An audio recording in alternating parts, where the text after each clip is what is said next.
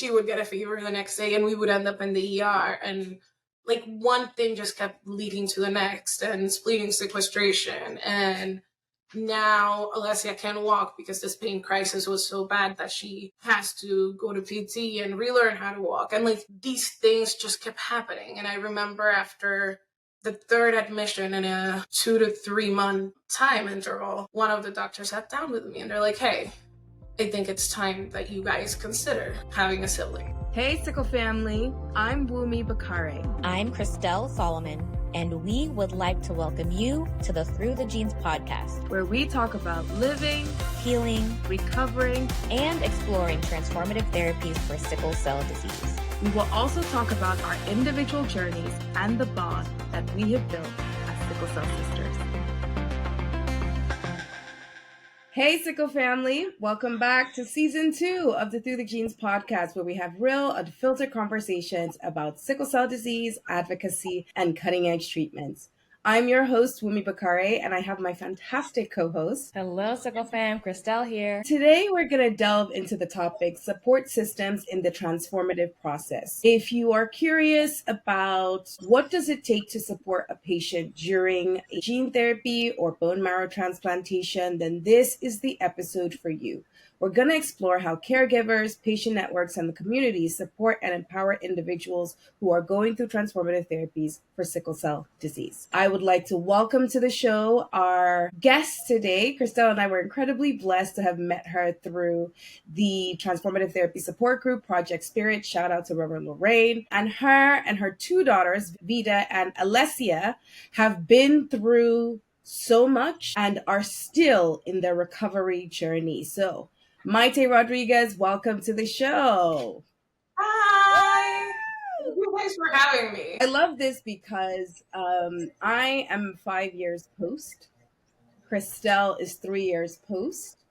But you are barely 4 to 6 months out. Alessia is about to be 4 months out. Yeah. Okay. So the emotions are still current and real. Oh, yeah. The cognitive recollection is still sharp. And so today I'm excited to have you on the show because I think oftentimes we watch and read the stories of warriors who have undergone these therapies, but we don't often hear from the parents who have either been there as a primary caregiver to their kids or been there in the capacity of being a donor to their child. Specifically, if we're talking about stem cell transplantation. So starting off today, we're going to walk our audience through the pre-therapy journey as a caregiver. Now, let's start by getting some personal insights from you. Can you share what Alessia's sickle cell journey was leading up to your family being curious about transformative therapies? Yeah, of course. So Alessia was diagnosed at birth, and I always knew I was a sickle cell carrier. That was just something that we talked about in our family. But there was also this conversation around sickle cell trait is only carried by people of color. I married the fairest skinned Hispanic man you could ever find with green eyes and like all of the markings of someone that apparently wouldn't have sickle cell. So when Alessia, it wasn't a planned pregnancy, we have Alessia and she gets tested and, here we are, we have sickle cell. We were in disbelief. My husband went and got tested and it confirmed that he was a carrier. So from there, we kind of just went back and forth to the doctor for the first few months, just doing all the blood work that needs to be done at that stage, starting her on the penicillin, starting her on folic acid. And at 6.5 months, while we were in Honduras visiting my husband's family, Alessia has her first pain crisis. And it came because she decided not to drink milk overnight. And it was really hot. So she became dehydrated, has her first pain crisis. And being in Honduras, this is my first time dealing with sickle cell. I didn't know what to do. Thankfully, his sister's a doctor, and she had worked under the supervision of one of the 2 pediatric hematologists in the country. So we traveled from one city to another, like a 4-hour trip, just following that doctor and taking Alessia to the doctor, and she confirmed it. From there to the point that Alessia was 9 months, she had a couple more pain crises and ER visits, and it was truly just us discovering what triggered the pain crisis. Not because we wanted to, but just through living normal life. We went to the playground one day and it was 72 degrees. Alessia was wearing 3 layers of clothing. It was a nice spring day, but that sent her into a pain crisis. So I remember having the conversation with the doctor very early on in the journey where she said, when it starts like this, it's usually not an easy journey. And she did say that, and I'm like, okay, like I'm preparing to be in that top tier of the people that don't do so well with sickle cell, because there are a lot of people that live with sickle cell and live a fairly normal life. So she did well after we started hydroxyurea at 9 months. And the day that she turned 9 months, that day she was admitted to the hospital with a pain crisis. Started hydroxyurea the next day. Didn't have another issue for 2.5 years. But then at that point, she started having more pain crises and she started getting sick often. Whenever she was around someone that had a cold, she would get a cold. Whenever she was around someone that sneezed, she would get a fever the next day and we would end up in the ER. And like one thing just kept leading to the next, and spleen sequestration. And now Alessia can't walk because this pain crisis was so bad that she has to go to PT and relearn how to walk. And like these things just kept happening. And I remember after the third admission in a 2 to 3 month time interval, one of the doctors sat down with me and they're like, hey, I think it's time that you guys consider having a sibling. Because this was also a conversation that we had before, and it wasn't something that I wanted to do, to have the next child just for the purpose of serving as a donor for Alessia. So we were like, okay, let's do this. We were going to have more kids and we knew that we had to, like, this was something that we were going to do. It's just that I also didn't want to go through the IVF process, because this doesn't mean let's just have a kid. So we started the fertility treatments, pre-implantation genetic happens, all the carrier testing, all of what that process involves. And we end up with 21 embryos. Out of our 21 embryos, half of them have sickle cell. The other half are sickle cell free, but have like a whole bunch of different things. But out of the 21, we ended up with Arvida, and she was the one match that was sickle cell free. I went into labor while Alessia was admitted.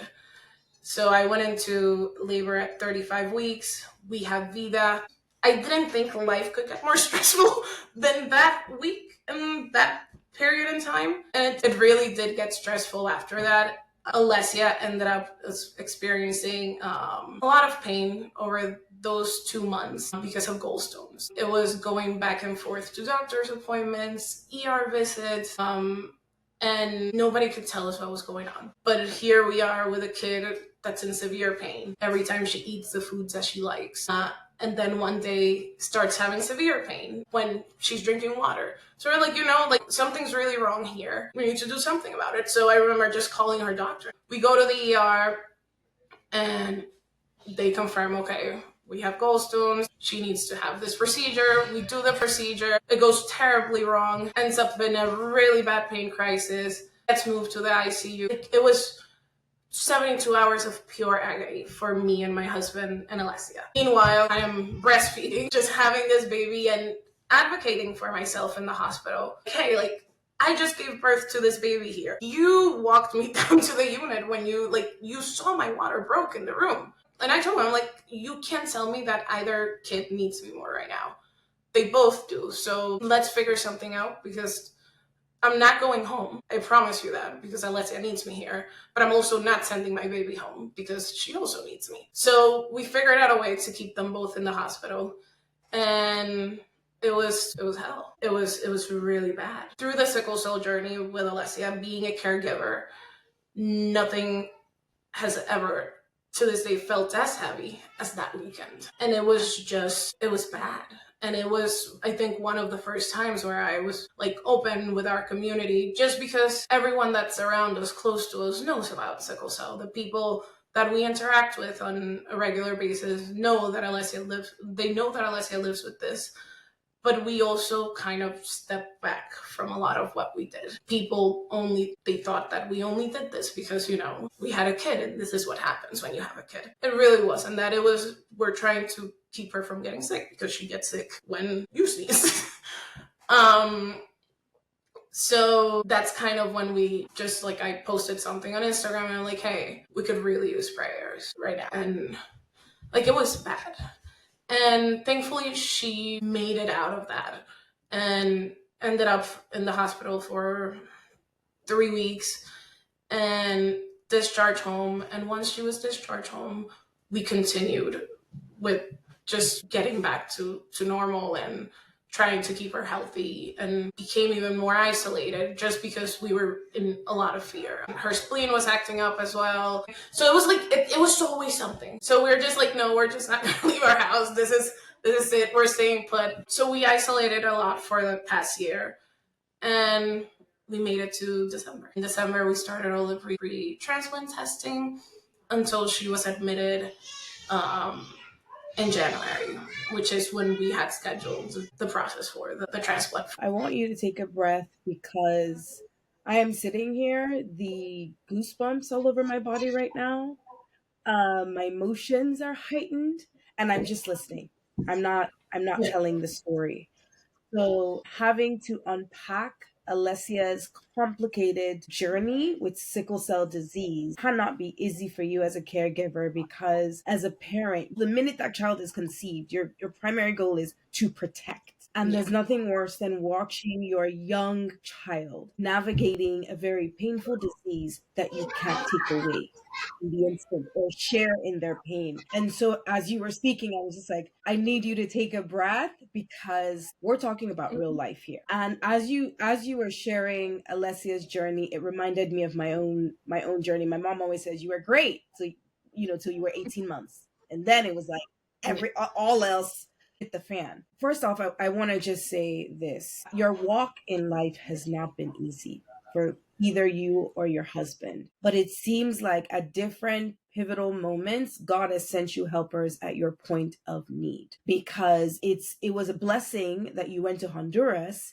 and then his sister had a connection with providers. Especially, I share this all the time because many Americans, all they know about healthcare is the American healthcare system. But once you've been outside the US borders and you've seen, especially in third world countries or underdeveloped countries, what medical care looks like there is a really big eye opener for, is this going to be my child's journey with this disease as they venture into, teenagehood and then getting into college and then being a young adult. And so I appreciate you sharing that perspective, because I really hope that as caregivers and mothers listen to this episode, that they also recognize the gratitude in having a child that was born in the US, where they have the medical infrastructure to be able to care for these for kids. But with Alessia's journey, there was something you said, and I want to see if I can get a little bit more clarity.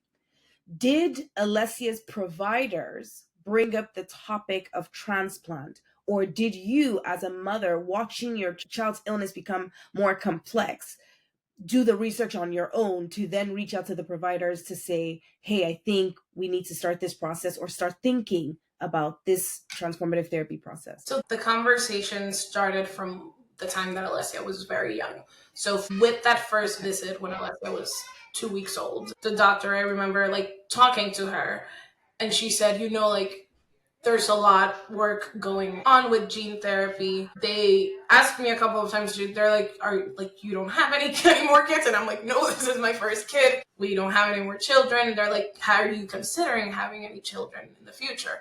And I said, yes, but this one just came out of me. So this is not that's not something that's in my mind right now. But we really did want to wait a little bit before we tried to have any other children. But it was a conversation that happened very early on in the journey. So we knew that the moment that we decided to have children, it would be we would have a kid through IVF, and we would possibly look for an HLA match for Alessia, just in case she ever needed it. But when the time came when like Alessia just kept getting sicker, they just kind of said, like, they sat me down, and I remember this vividly, by that big window in the hospital. The doctor sat me down and she's like, Maite, I know you guys don't want to right now, but I think you have to. Like, this is a lot. This is a lot. And she's like, and I like, you're seeing it, and I see the heartbreak in your guys' eyes. This is something that you have to give her. And I think I needed that. I think I needed that. Hey, it's okay that you feel like you don't want to do this, and we understand the moral and the ethical issues that you're experiencing in thinking about this, because this is not something that you don't ever have a kid thinking that this is what you're going to do. So it was an issue. It was an issue that was raised by. It was a thing that was brought up by them, but it was something that me and my husband always had in the back of our mind. Another issue is that IVF is expensive. IVF is really expensive. Any fertility treatment is really expensive. So it was also a matter of like, can we afford to have another child right now? Because it was going to cost us a lot of money to have another child. And money shouldn't be what drives that decision. But at that point, it was important. Yes, to answer your question, simply yes. They were the ones that brought it up. Wow. You can tell by my pause how your story is moving me. I see we're all getting tissues, and I don't even know where to start. So I think first off, I'm encouraged to hear that this is a conversation that was brought up to you and not something that you had to wait for a dire moment with Alessia's health. We know that many of those moments happen to make you say, okay, maybe we need to speed up this process. But I'm glad that this was something that was brought up to you very early on, because the transformative therapy process, as you know, is not simple. It's not easy. Decisions are hard to make, especially considering all that you are juggling. And so to have had a year to even start thinking about that from week 2 of her life, when you get to 18 months, it's not a new conversation. And I hope that's an approach that we start to use more often for warriors, because oftentimes you hear people are getting to the point of, I had a stroke or my kidney's failing, and now this is becoming an option on the table, but I have so much to learn in such a short period of time, and I don't have time for fertility, and I don't have time to make informed decisions. I just have to go because it's life or death. Having that time to be prepared for something as big as transformative therapy. I'm just really encouraged to hear that your medical team was very intentional about having those conversations with you up front. At the same time, it doesn't make it any easier. And I just want to pick your brain a little bit about how you navigated that conversation with your husband and also with other people in your family, because there's like a phase. The doctor is telling you, and you're trying to internalize, how do I reconcile?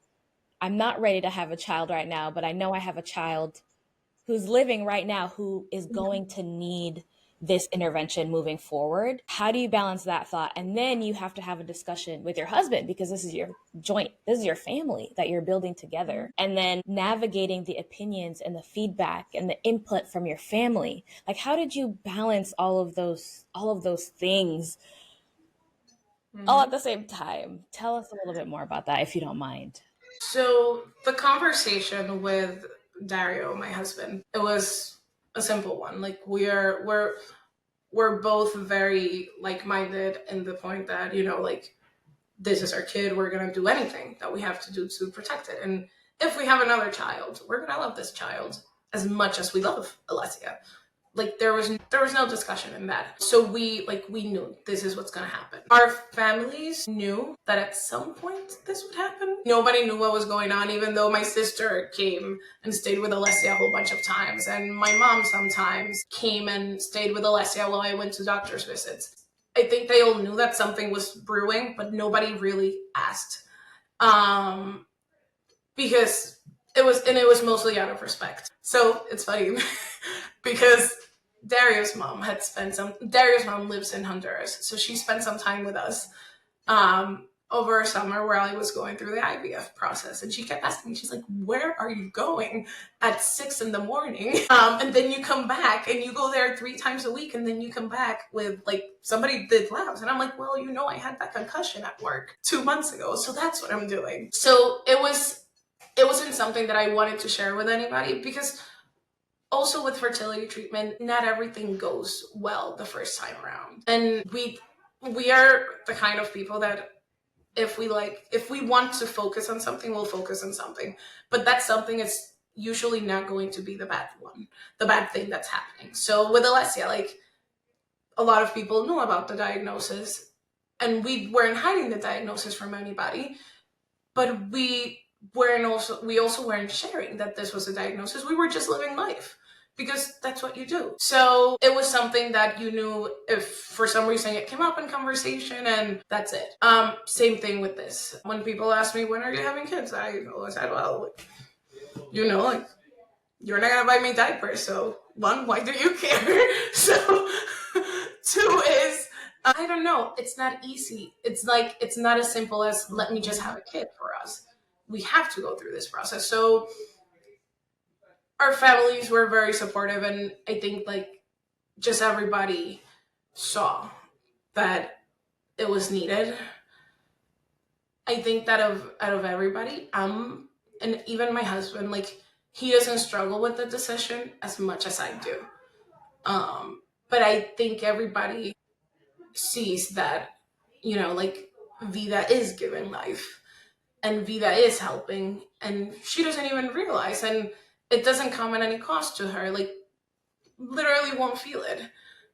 But in my head, and my mom head, and my mental health worker head, like think about it as like, oh my God, am I messing up my kid?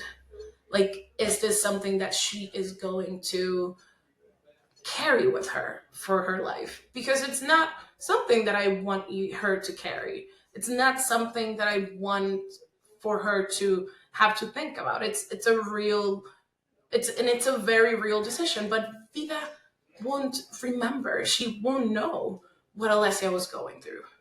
She will never remember life with sickle cell, thankfully.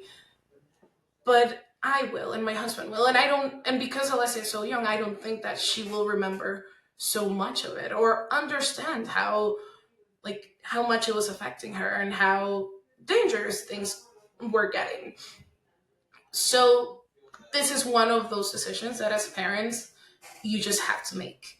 As a caregiver, it's one of those difficult ones where it's like, okay, look, this is what's needed. This is what gives her the best chance in life. And we're going to have to do it. And that's it.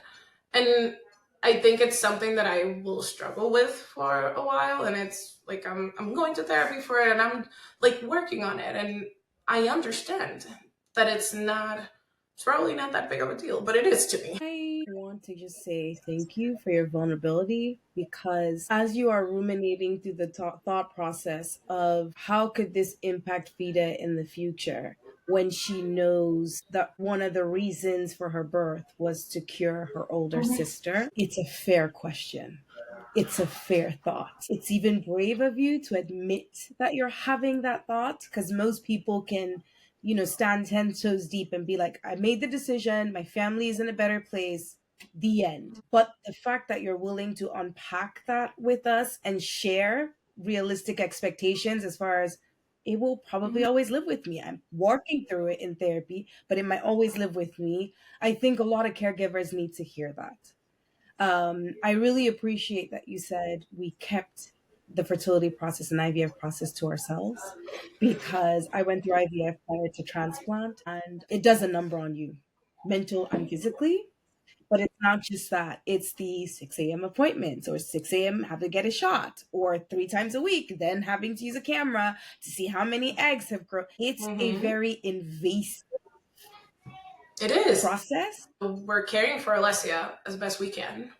But add to that all these visits to a doctor, add to that like all of what the hormones do to you. And it was just like it was all a blur.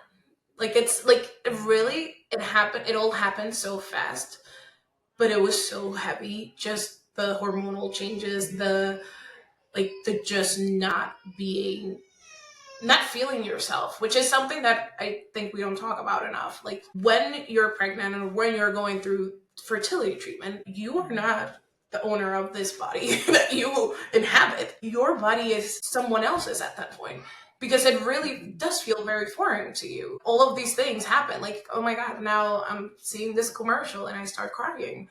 Or like a picture of the Disney World castle comes out and I'm like, oh my God, Disney World. Like it's these things that happen and you're like, why is this happening? Like, why am I crying?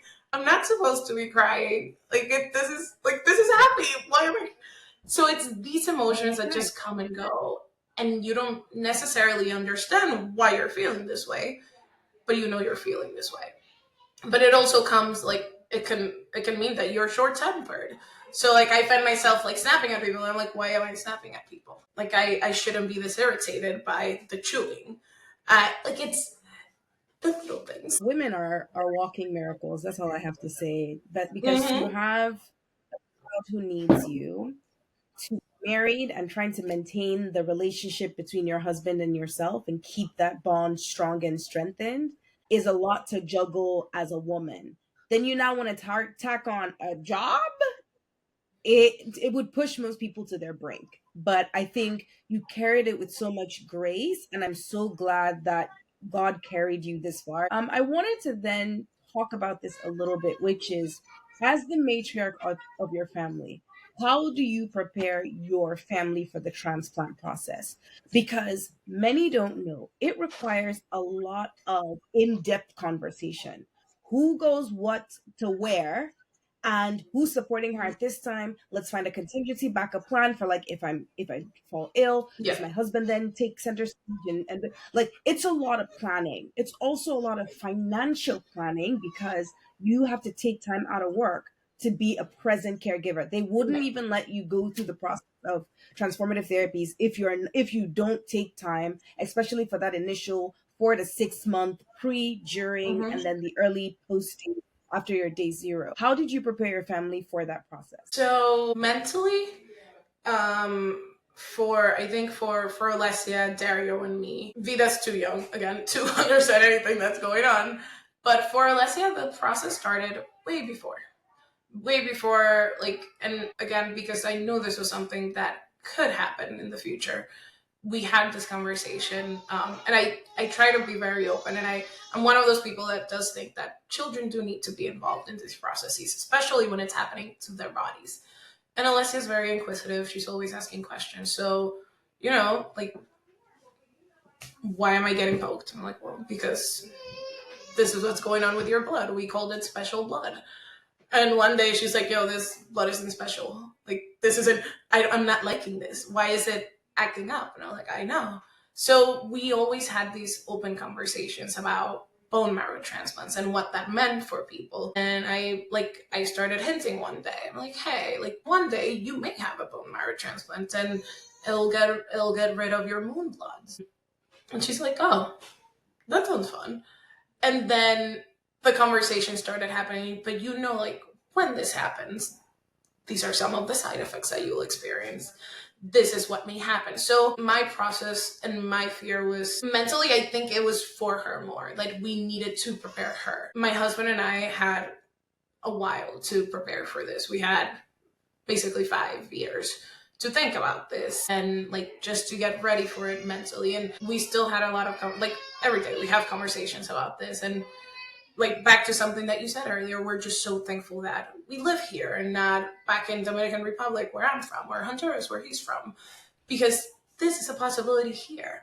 So we always talk about, like, wow, the fact that we are able to go through this process here, it's amazing. And we are so blessed to be here. As many faults as the US health system may have, this is something that's working right and it's going well. But it was a conversation that we just tried to have, and we kind of like both tried to process all of this information together. It did take a toll in our mental health for both of us, just because it's a lot.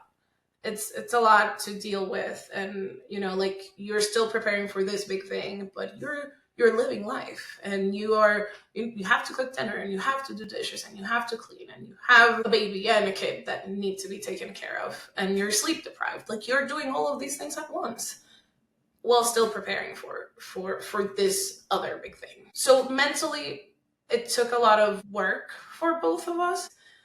Financially, it was a conversation that I started having at my job, and my husband started having at his job months prior. Even then, financially, we were not going to be ready. If it wasn't for the money that was raised with the GoFundMe, I don't know, I think I would have lost my mind a month or two ago. We really have a great community around us, but it is hard when it's not that we hide the diagnosis, but we don't make our lives about Alessia's diagnosis. Like, it doesn't revolve around that, even though it does for us. And this is something that's also not talked about enough. The process of having to say, well, she has sickle cell, and people going, well, what is sickle cell? And explaining what sickle cell is, and having that conversation is hard.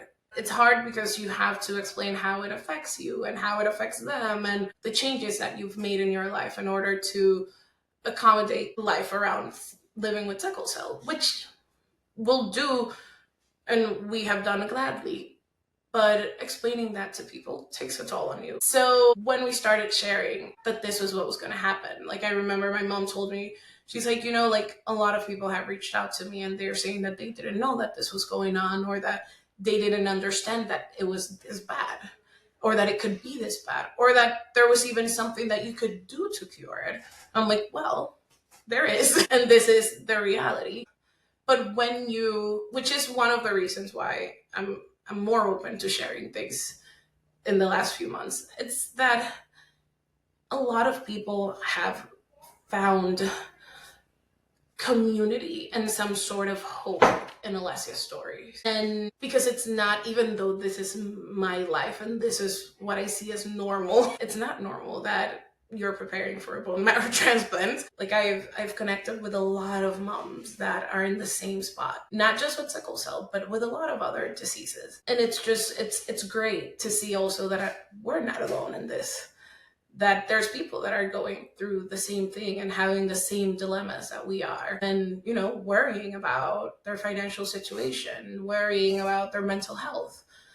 So yes, it's been a journey. I do think culture adds, because when you come from a community of color and you come from culture, there is certain cultural norms that inform your identity. And I think outside of the pride, it was like, doesn't this feel like we're leveraging her story to ask for money? Yes. But the reality is, the entire process of transplant and gene therapy, I always say, even if you go through a clinical trial where it's technically free, which really isn't, but even if you go through a clinical trial, there are other miscellaneous costs that will show up.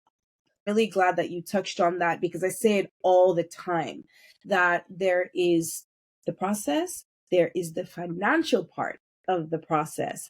And like you said, you guys had 5 years of planning, but guess what? Life still lives. There will be expenses that will make you have to dip into a fund you had prayed to never have to dip into. But again, it's just the reality of life. So thank you so much for sharing that.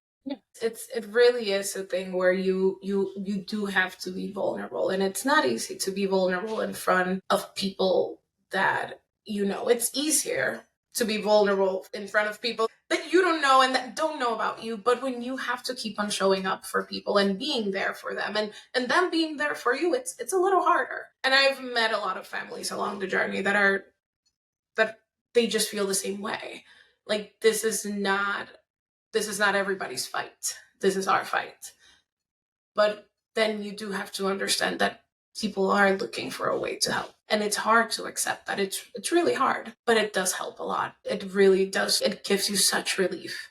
Man, Maite, I can't thank you enough I think you touched on a lot of really important points, practically and also emotionally. And I think it takes work as a caregiver to learn how to receive help. because you're so used to giving and you know your role. You're like, I got to get this done. You're preparing dental appointments in advance. Like these are things that people are, like, I feel if you're not a caregiver, if you haven't been put in this situation, you're not thinking about this. Mhm. And so being able to lay out practically how you prepared your family is eye-opening as other folks are thinking about this process. There will be a lot of moving parts that you'll want to consider, and giving us a lay of the land, I feel like gives you a map of like, okay, I have all these adventures to conquer. Where do I start? But also from an emotional standpoint, like preparing yourself to be in a place where you're not the strongest one. Even though you are as a caregiver, you're the strongest one for your daughter, you're the strongest one for your family. You and your husband are the pillars. You still need other support to keep you upright. Like no house is built on like two big beams.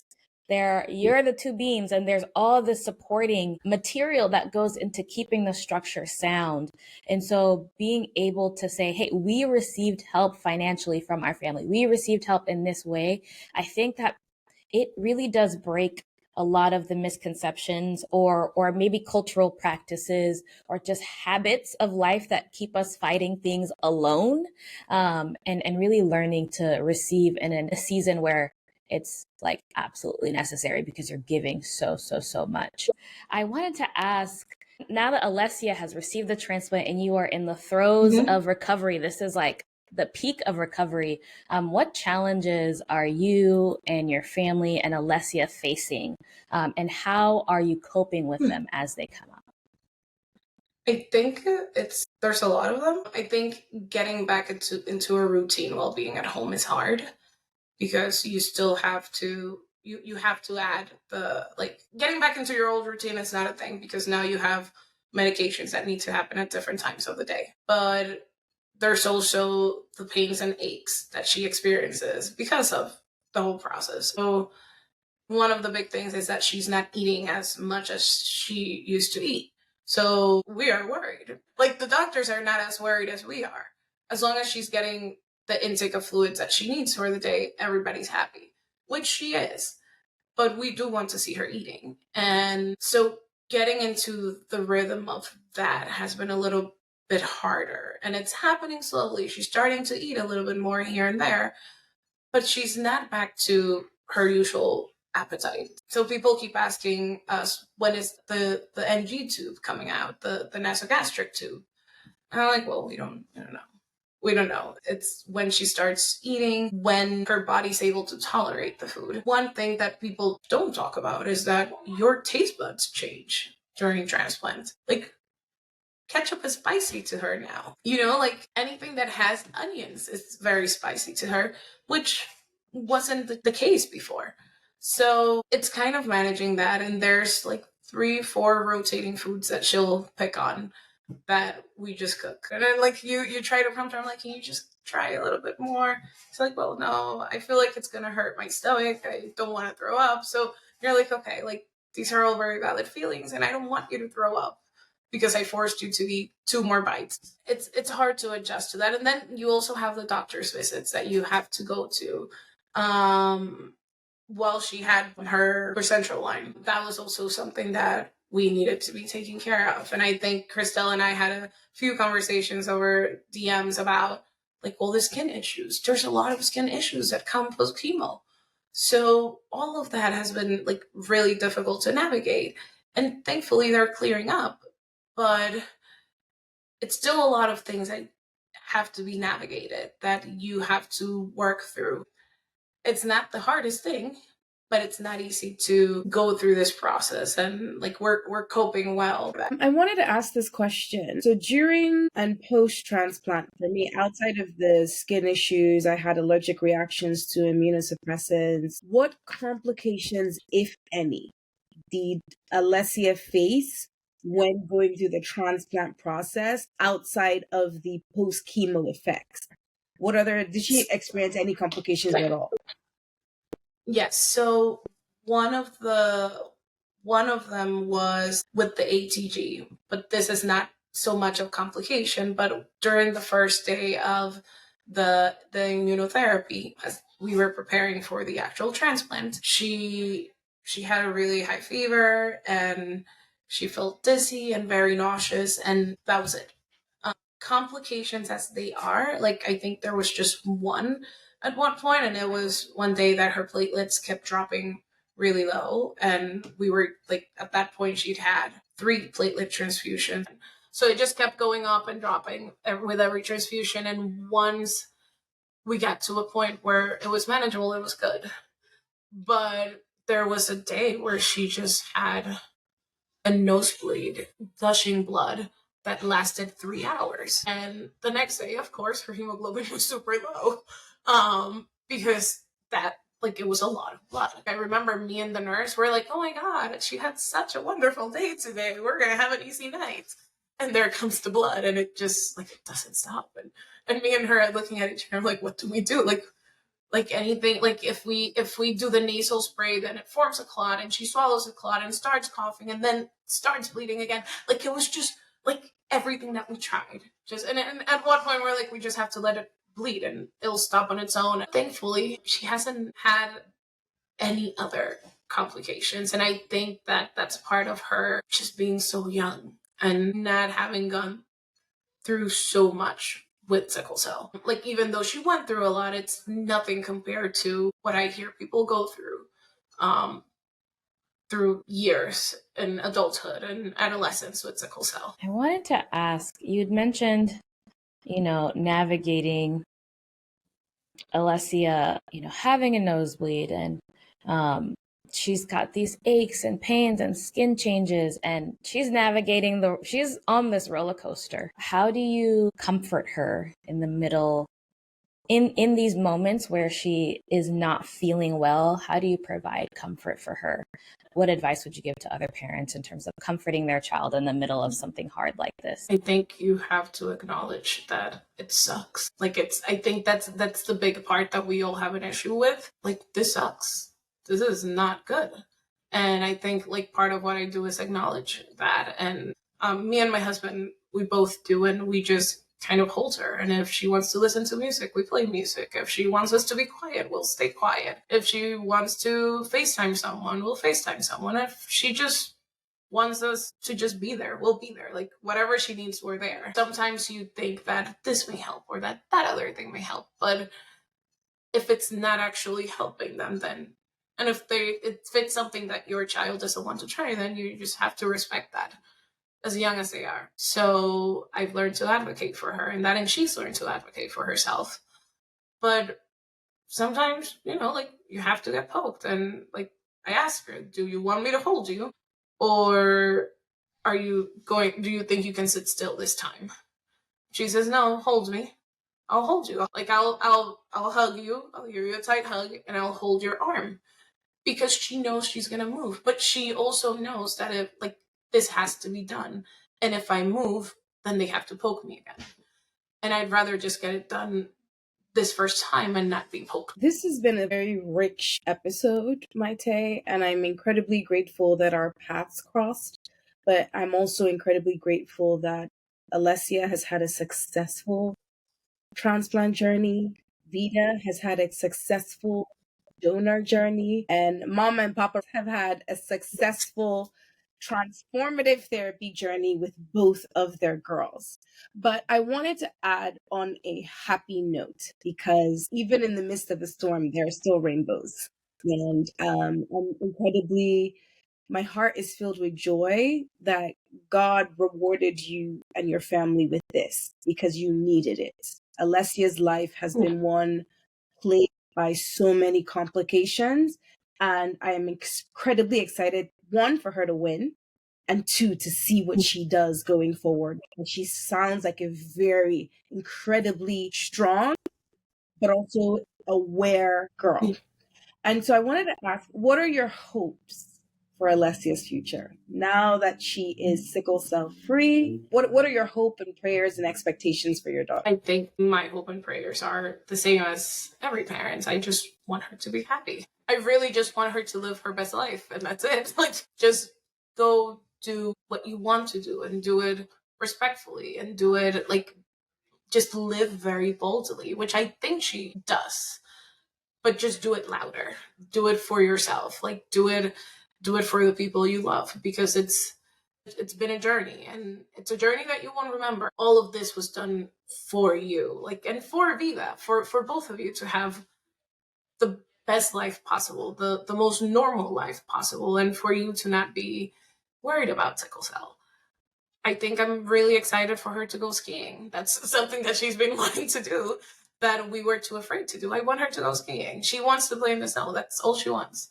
She wants to like be able, we have a really backyard. She wants to be able to go and hop through the snow. That's, like, and that's it. Like it's very simple things.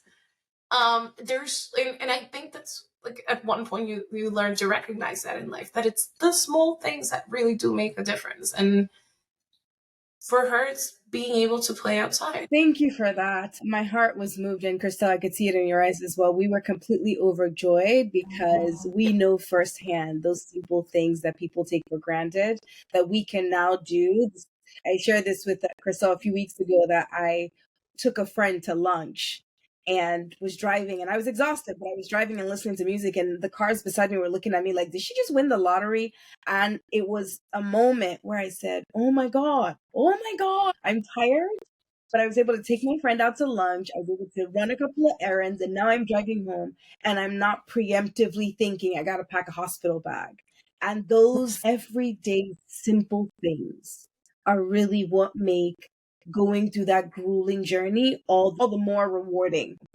All right, so we're going to switch gears. We have a segment of our show, which is my favorite part, that's called Rapid Fire Questions, where we ask you questions, but you only have 2 seconds, right? I decided to give one. Christelle decided to give one. We're very generous, and we've given you 2 seconds to answer these questions, because that's really all you need, Maite. You're like a mental health specialist at this point, so you can crack the code. Okay? Now, first question, what's the advice you get from your support system, whether that be family or friends? Be okay being vulnerable. Yeah. I struggle with that. So just being okay with being vulnerable it's a thing. Yeah. It's a thing for me. I think that's an excellent piece of advice that I think a lot of people could benefit from. Second question, virtual or in-person support groups? Which one is your preference? It depends.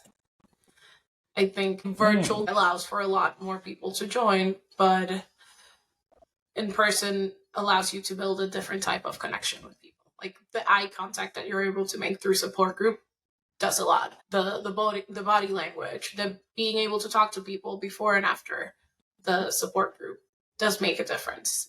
The mingling makes a difference. But with the virtual one, you also do get to connect with a lot of people that are not in your state, or that don't have the same experience with the same providers, that are aware of things that are going on in different places. Like I know there's someone in the Spirit support group that's from Canada. Being able to talk to someone from Canada about the level of care that they receive there and how things work there, it's really interesting. So I think it really does depend on what you're interested in. What's one phrase you tell someone starting this journey, the journey of transformative therapies? One phrase that you would say to someone. Do your research and don't be afraid to ask the questions. Know all the things that could go wrong and the things that could not go wrong. Just know it. And I found the Transformers group very helpful for that. Like you guys gave me so many tips and like questions to ask. And when I walked into that office, they're like, wow, you're asking all the right questions. How do you know all these things? I'm like, She's prepared. Exactly. Okay, share with us one thing that always makes you smile, no matter how hard the day is. My kids' laughter. Yeah. My ovaries just like, when you said that, Jesus! I can also make you cry on the wrong days. So, Oh, this is great. Maite, thank you for your vulnerability, for your honesty, for your sincerity, for your passion, and for your fearless resilience to be able to support your warrior, but not only that, to take on the responsibility of having Vida be the miracle that Alessia gets to celebrate for the rest of her life. And as someone who my older brother was my donor, it's a bond you can never break. I make a joke to him. I say we're pseudo twins because technically I'm existing right now because of your stem cells. So it's a bond that we will have as sisters that no one can ever take away from them, regardless of like marriage or like life changes. It will always make them a little bit tighter because you gave both of them that gift. So far, it seems like a pretty normal sibling relationship, where it's like they love on each other and then are fighting the next minute. So win-win. What a powerful episode. And honestly, I feel like I thought I understood a little bit of the caregiver experience through talking to my brother, and we have such a close relationship. But I think Maite really just blew us out of the water with just the vulnerability and the depth of information on a practical level, but also understanding the emotional, social, family building side of things. And so I'm just really grateful. I'm so grateful to have had her on the show. And oh man, I'm a little bit speechless right now. Let's be real. To every caregiver out there, I just want to say shout out to you, especially the mothers and the fathers, because I am not a parent myself, but I have two amazing kids in my life, and I know how much I love them. And when they're sick, I know how much I want to take that away. So if I'm experiencing that as an auntie, I can only imagine what that experience feels like when that is literally my DNA, a piece of my heart in physical form. So shout out to you guys. We hope you enjoyed this episode. Don't forget, you can listen to Through the Genes podcast on all platforms like Spotify, Apple Podcasts, iHeartRadio, Audible, YouTube. Whether you are an audio or visual listener, we're there and available for you to stream. So with that, we want to say bye, Sickle family. Thank you for joining us today. We hope you enjoyed learning more about Maite and Alessia's story. Maite Rodriguez Caraballo has released her brand new book titled Just Like the Moon, or Como la Luna, which is a tender, illustrated story told by Zoe, a 6-year-old girl who skates through flowers and dreams and lives with sickle cell anemia. In her world, blood cells are shaped like crescent moons, hospital visits become secret missions, and hope glows like a full moon in a dark sky. With sweetness and truth, this story gently guides the reader through the experience of chronic illness while celebrating the magic of being different, the strength of childhood, and the comfort found in love and community. Just Like the Moon, or Como la Luna, is an invitation to see with empathy, to understand with heart, and discover that even in the face of challenges, every child shines in their own way. Just Like the Moon is available at your local Target, Barnes & Nobles, and of course, Amazon. We hope you'll support Maite and Alessia Rodriguez Caraballo. This show is brought to you by Beam Therapeutics, Synthago, and Kamal Therapeutics, with support from the UCSF Sickle Cell Center of Excellence, Through the Pain Inc., and Sickle Cell Prodigy.